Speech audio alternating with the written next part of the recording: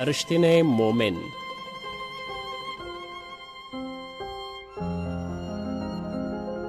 کمیستا هجر کی ژړلی نوای زړه به مې د خوښۍ لیدلی نوای کمیستا هجر کی ژړلی نوای زړه به مې د خوښۍ لیدلی نوای بولم د ازما د ژړا نتیجه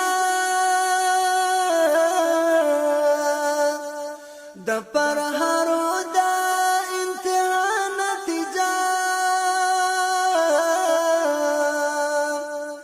د تقدیراتو معلا نتیجه کم سلګي الله منلی نوای زړه به مې د خوښۍ لیدلی نوای کم سلګي الله منلی نوای زړه به مې د خوښۍ لیدلی نوای کم ستا هجر کې ژړلی. بسم الله الرحمن الرحيم. الحمد لله رب العالمين حمد الشاكرين، الصلاة والسلام على سيد الأنبياء والمرسلين سيدنا ونبينا وشفيعنا ومولانا محمد وعلى آله وأصحابه الطيبين الطاهرين.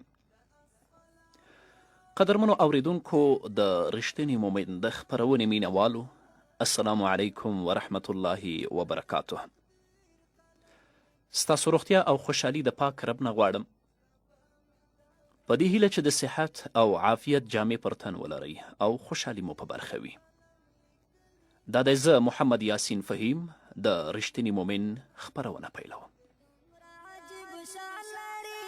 څومره قدردان دی مونږ امتیان یو ګران په پاک سبحان دی مونږ امتیان یو ګران په پاک سبحان دی زر زر صدقه مې ترې مور او هم مې پلار شه زار ترېنه اوس به راشو د هغو اوریدونکو د پوښتنو ځوابونو ته چې خپلې پوښتنې یا خپل سوالونه د اراکوزیا په فیسبوک پاڼه کې موږ ته راستولي دي.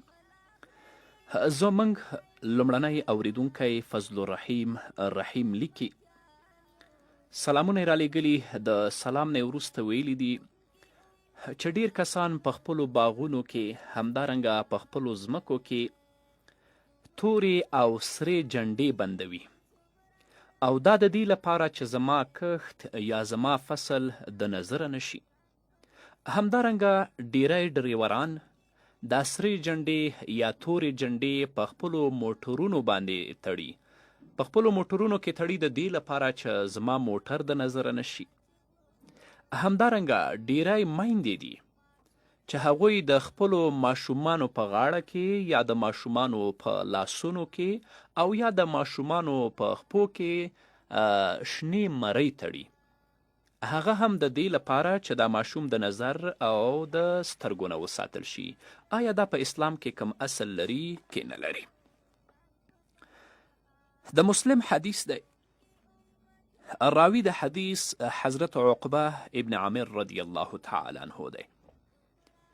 هغه فرمایي ان رسول الله صلی الله علیه وسلم قال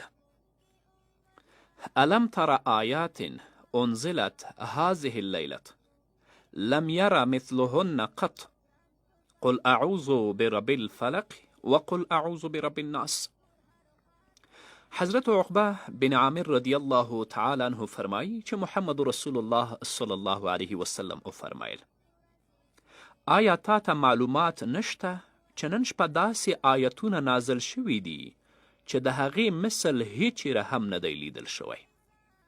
هغه آیات کم دي؟ دا دوه صورتونه دي چې یو قل اعوذ برب الفلق دی او بل قل اعوذ برب الناس.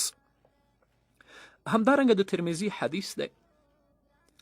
راوی د حدیث حضرت ابي سعید خدری رضی الله تعالی عنه دی. هغه فرمای كان رسول الله صلى الله عليه وسلم يتعوذ من الجان وعين الإنسان حتى نزلت المعوذتان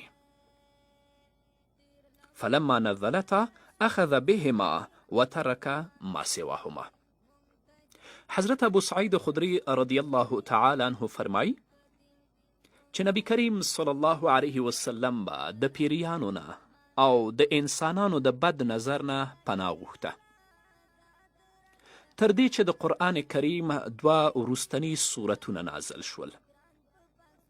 کله چې د قرآن کریم دا 2 وروستني سورتونه نازل شول، نو د دې سیزونو د پاره یې دا ونیول، یعنی د پیریانو نه د پناه لپاره، همدارنګه د خلکو د سترګو نه د پناه لپاره نبی کریم صلی الله علیه وسلم همدغه 2 سورتونه لوستل او نورې دعاګانې پرېښودلې. نو د الله رب العزت په کلام کې همدغه 2 سورتونه چې د قرآن کریم په آخر کې دي، دا که تاسو د انسان نه پناه غواړئ او که تاسو د پیریانو نه پناه غواړئ، دا تاسو لپاره بسنه او کفایت کوي، هم د سترګو نه هم د پیریانو نه.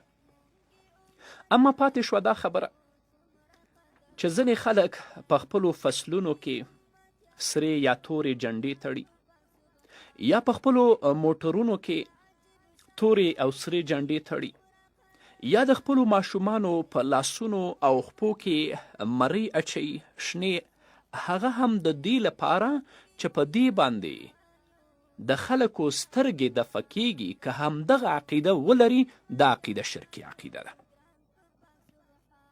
که څوک دا عقیده ولري چې همدغه جنډې به دا د سترګو نه ساتي، یا همدغه شنې مرۍ چې د دې ماشوم په لاس او په پښه او په غاړه کې دي، دا د سترګو نه ساتي، دا په دې باندې معتقد وي، دا شرکي عقیده ده. مولا علی قاری رحمه الله په مرقات شرح د مشکات کې په 8م جلد کې 358 صفحه کې لیکي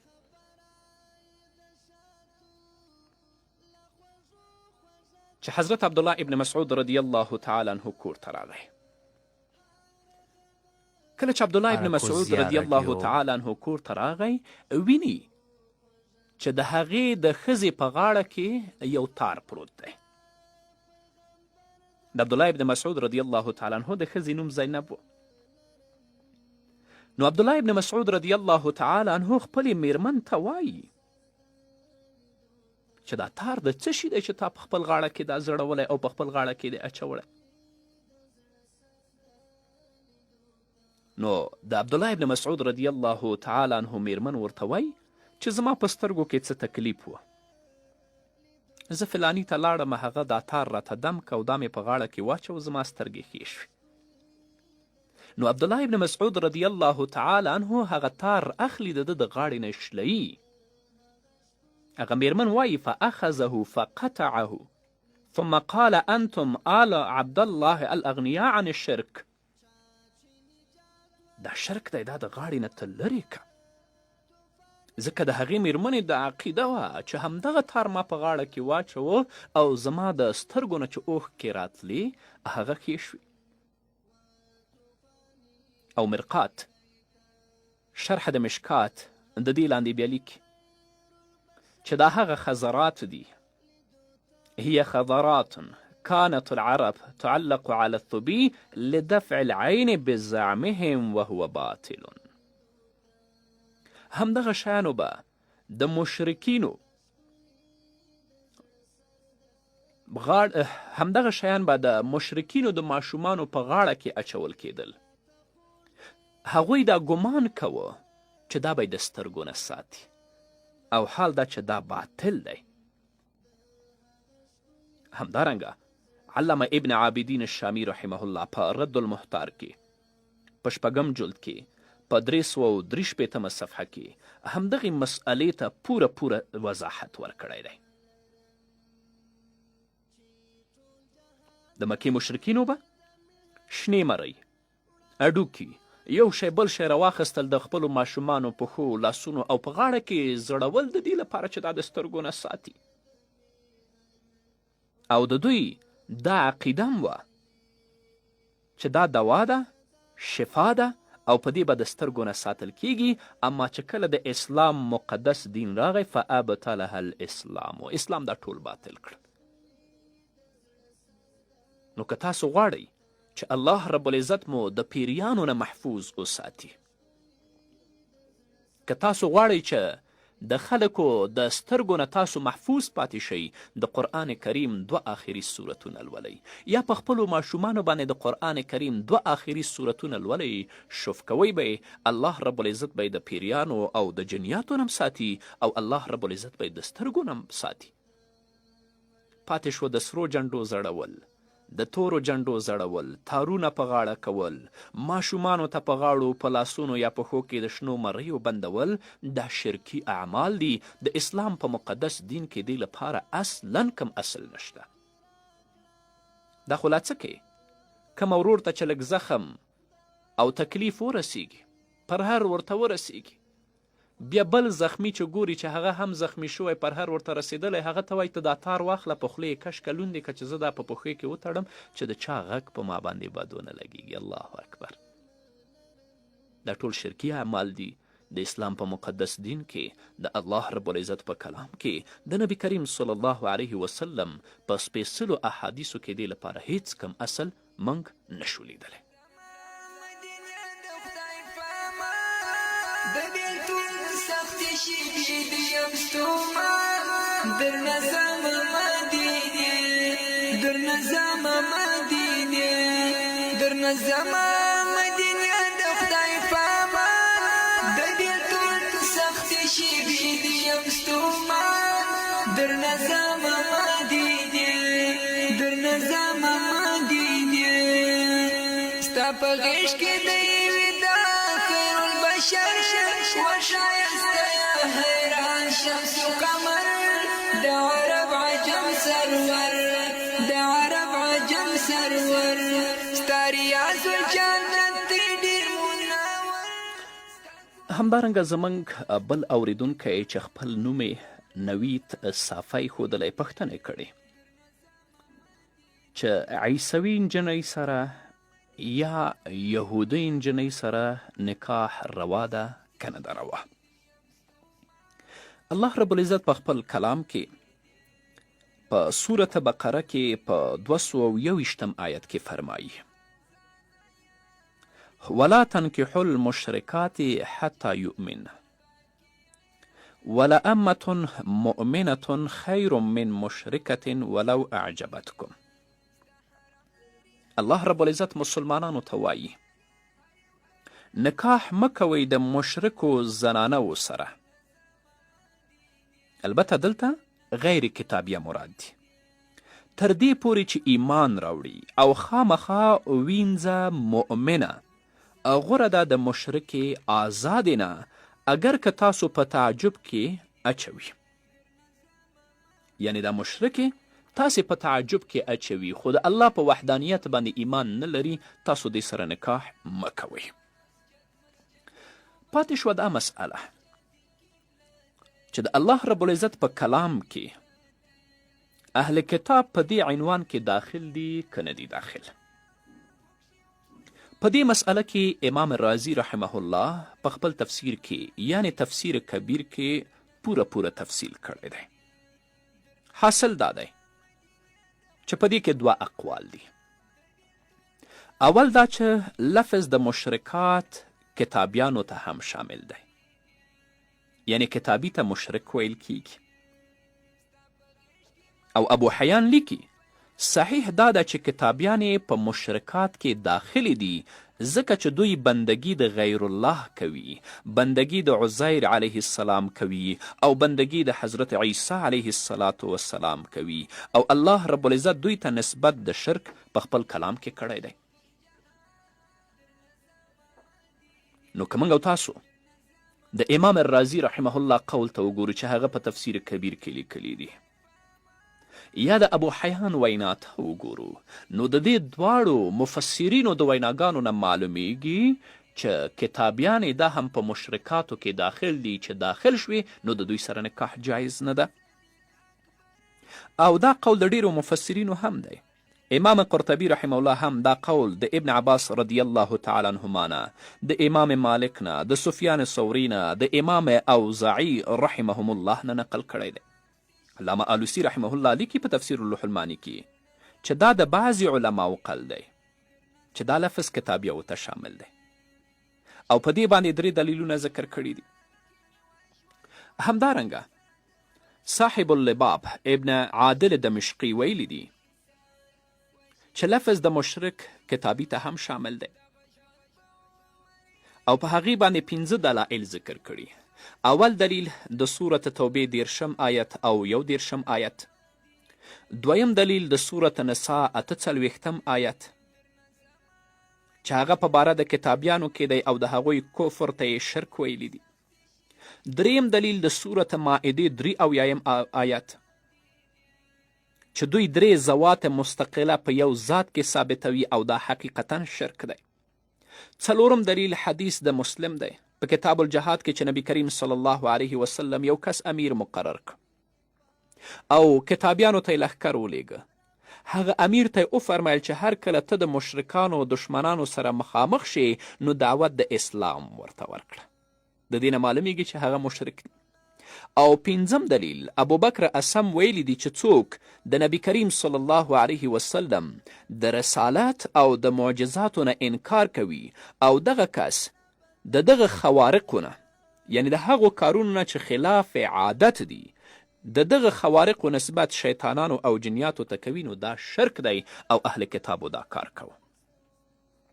نو په اوس وخت کې که موږ او تاسې متوجه شو او دقیقا د اهل کتابو څیړنه وکړو دوی په خپل دین باندې پابنده او ثابت قدمه نه دي بلکې اکثره دوی مشرکان دي نو فتوا د ډیریو علماو په دې باندې ده چې دوی سره نکاح جایز نه ده.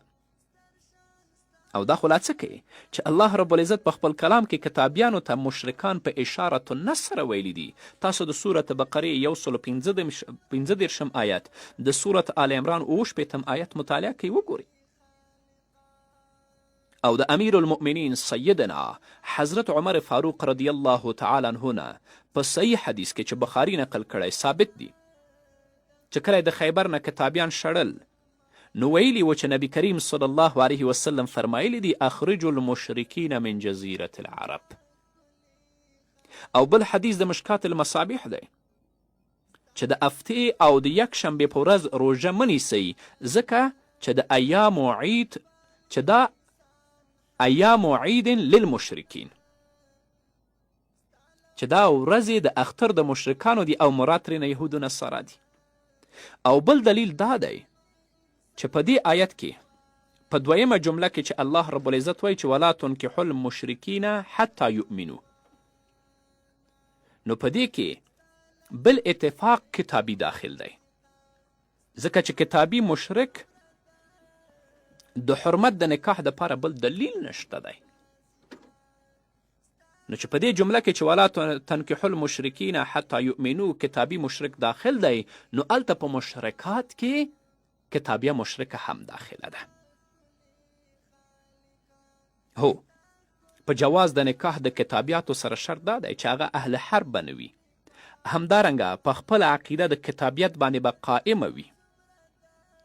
هغه به غیر الله د الله سره شریک نه ګڼي. د بعث بعد الموت نه به انکار نه کوي. خو د دې زمانې په یهودو او نصاراو کې داسې صفات والا ډیر کم دي. نشته. نو چې نشته عام اهل کتاب چې نن موږ وینو مشرک دي نو د مشرک سره خو اصلا نکاح نه کیږي ځکه چې په نکاح کې اسلام د زوجین شرط دی. د دانو زړو فالقه ستا څخه څومره ده د دانو زړو فالقه ستا څخه څومره ده د ښکلا ښکلې خالقه د ښکلا ښکلې خالقه ستا ښکلا څومره ده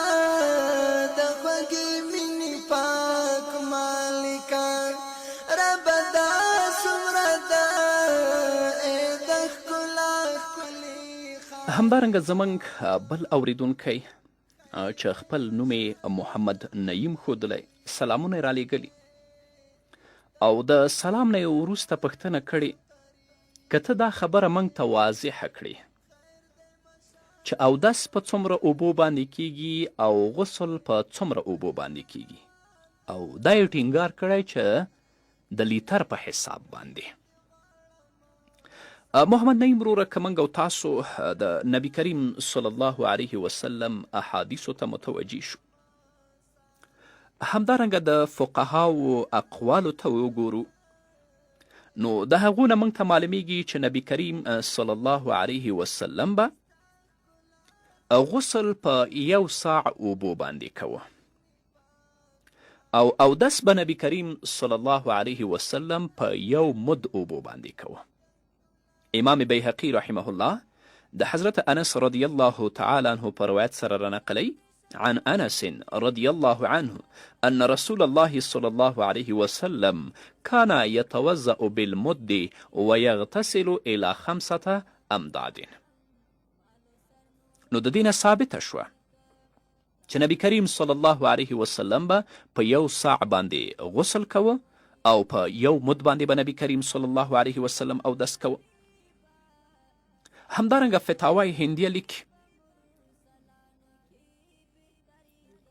چې وادنا ما یکفي من الماء للاغتسال ساع خو للتوضؤ بمد. کمې اوبه چې هغه کافی کیږي د غسل لپاره هغه 1 ساع دي او د اوداسو دپاره 1 مد دي.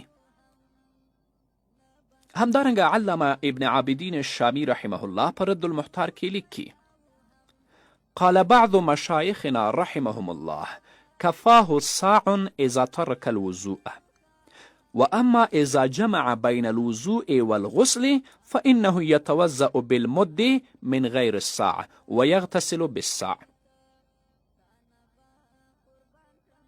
عام مشایخ دا وایي چې کله هغه اودس نه کوي نو د غسل لپاره 1 ساع اوبه بس کیږي، اما چې کله غسل او اودس دواړه کوي فانه یتوضأ بالمد، په 1 مد باندې به اودس کوي من غیر الساع ویغتسل بالساع، او په 1 ساع باندې به غسل کوي. وقال عامة مشایخنا رحمهم الله الساع کاف للغسل والوضوء جميعا، 1 ساع اوبه وای د غسل او د اوداسه دواړو لپاره کافي دي. وهو الاصح، وای دا صحیح قولم دی. بیا وروسته لیکي قال مشایخنا هذا بیان مقدار ادنى الکفایه وليس بتقدیر لازم بل ان کفاه اقل من ذلك نقص منه وان لم يكفه زاد عليه بقدر ما لا اسراف ولا تقدیر. او حواله ورکوي په محیط سرخسی باندې. خو مشایخ زموږ دا وایي چې دا کم مقدار موږ بیان که چې په 1 مد باندې د اودس وشي، په 1 ساع باندې د غسل وشي، دا ادنا هغه اوبه دي چې دا کفایت کوي د غسل او د اوداسه دپاره، دا لازم مقدار نه دی. هو که د یو چا د دې نه بس کېدلې کمې هغه دې استعمال کړي، او که د دې دومره اوبه نه بس کېدلې هغه کولی شي چې زیاتې استعمال کوي، خو نه به اسراف کوي او نه به تقدیر کوي. اوس به راشو دا مسئله به ثابته کو چې په 1 ساع باندې چې غسل کیږي دا 1 ساع څو لیتره کیږي، یا په 1 مد باندې چې اودس کیږي دا 1 مد څو لیتره کیږي. څومره معلومات چې ما کړی دی، 1 ساع تقریبا 3 کیلو 180 ګرامه کیږي. البته دا زما خپله څیړنه ده چې 1 لیټر اوبه 1 کیلو کیږي. دا زما خپله څیړنه ده، دقیق نه وایم زه. کیدای شي هغه ورونه چې زما خبرې اوري، ټکنالوژي ته نوې ټکنالوژي ته لاسرسی لري، هغوی هم دا اندازه ولګوي. نو که مبالغه ونه کړم تقریبا په 3.5 لیټره یا 4 لیټره باندې غسل کیږي، نو 4 لیټره اوبه د غسل لپاره بس دي. او پاتې شو مد، دا مد چې دی تقریبا 1 لیټر کیږي، ځکه نبی کریم صلی الله علیه وسلم په 1 مد باندې اودس کوه او په 5 مدو باندې غسل کوه، او تقریبا 1 ساعت چې دی 4 مده کیږي، او د 3 لیټرو نه څه پاس دا د 1 ساعت کیږي، خو زموږ به 4 لیټره ووایو. نو 4 لیټره اوبه د غسل لپاره، لیټر یا د لیټر نه څه کمې دا د اوداسه لپاره. دا هغه زما څېړنه ده. هغه ورونه چې نوې ټکنالوژي ته لاسرسی لري کولی شي هغوی هم په دې هکله باندې د خپله پوره څېړنه وکړي. همدارنګه زموږ بل اوریدونکی دی چې خپل نوم یې عبدالمالک ظهیر ښودلی دی. پوښتنه یې دا کړې مولوي صاحب محترم وایي چې کله یو سړی اودس کوي، چې کله مسح کوي د مسحې لپاره به تازه اوبه را اخلي یا هغه اوبه کفایت کوي چې په کومو اوبو باندې د خپل لاسونه وینځلي دي؟ عبدالمالک وروره، که موږ د فقهاو عبارتونو ته متوجه شو چې کله هغوی موږ ته د اوداسه لارښوونه کوي، دا راته وایي چې مخ دې ووینځه، د هغه نه وروسته دی چې ښي لاس ووینځه، د دې نه وروسته دی چې کله چپ لاس ووینځه، نو چې مسحه کوې مسحې لپاره به جدیدې اوبه را اخلي. نو د مسحې لپاره جدیدې اوبه به راخلي. هو، هغه ګوتو باندې چې د خپلو غوږونو مسحه کوې هغو لپاره نوې اوبه په کار نه دي. البته د سر د مسحې لپاره نوې اوبه راواخله. بماء جدید ټکی راغلی د فقهاو په کتابونو کې. هو، په ګوتو باندې چې ته د خپل غوږونه مسحه کوې هغو لپاره بیا جدیدې اوبه په کار نه دي. نو قدرمنو اوریدونکو، د اوریدونکو ډېرې پوښتنې راغلي دي. انشاءالله په ترتیب او په نمبر سره به د ټولو اوریدونکو د پوښتنو ته ځوابونه ویل کیږي. خو د سټوډیو ساعت ته چې ګورم زموږ د خپرونې وخت په ختمېدو دی، نو دا وه زموږ د نن ورځې خپرونه چې ستاسو درانه حضور ته وړاندې شوه. تر بلې خپرونې پورې چې زه بیا هم ستاسو درانه حضور ته راځم، تاسو ټول په لوی او بخونکي الله سپارم. پاتې ژوند مو نیکمرغه، ښاد، آباد، کامیاب او بریالي اوسئ.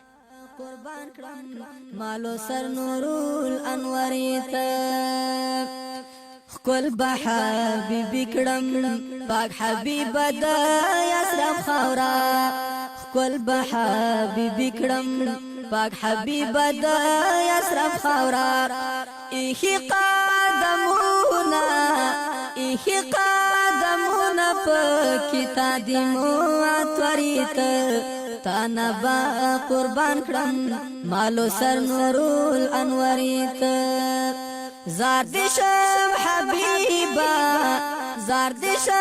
حبیبا مرسلانو کې بهتري ته، تانا با قربان کړم مالو سر نور الانوار ته، تانا با قربان کړم مالو سر نور الانوار